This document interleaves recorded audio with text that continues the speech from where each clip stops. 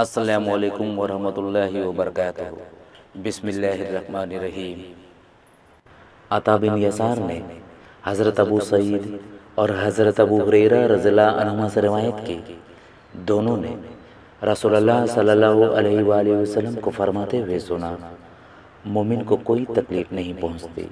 نہ تھکاوٹ، نہ بیماری، نہ غم، حتیٰ کہ کوئی فکر بھی جو اسے فکر مند کر دے، مگر اس کے بدلے اس کے گناہوں کو مٹا دیا جاتا ہے۔ رسول اللہ صلی اللہ علیہ وآلہ وسلم نے فرمایا کہ تم میں سے کوئی شخص جب اپنے اسلام کو عمدہ بنا لے،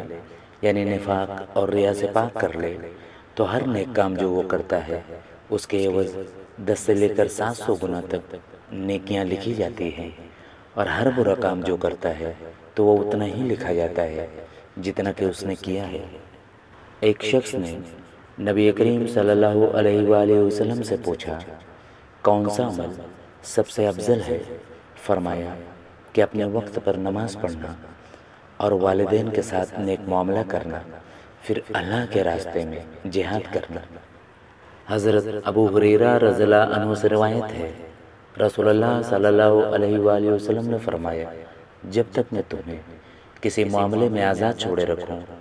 تب تک تم بھی مجھے چھوڑے رکھو، یعنی بلا وجہ سوال نہ کرو، کیونکہ تم سے پہلے لوگ اپنے انبیاء علیہ السلام سے سوالات کرنے اور پھر ان کے احکام کی مخالفت کرنے کی وجہ ہی سے ہلاک ہوئے۔ لہٰذا جب میں تمہیں کسی کام کا حکم دوں تو حسب ہمت اس کی تعمیل کرو، اور جب کسی کام سے منع کر دوں تو اس سے رک جاؤ۔ حضرت ام المومنین عائشہ صدیقہ رضی اللہ عنہا سے روایت ہے، اللہ کے رسول صلی اللہ علیہ وآلہ وسلم نے فرمایا، جو شخص ہمارے دین میں وہ چیز ایجاد کرے جو اصل میں اس میں شامل نہیں ہے تو وہ مردود ہے۔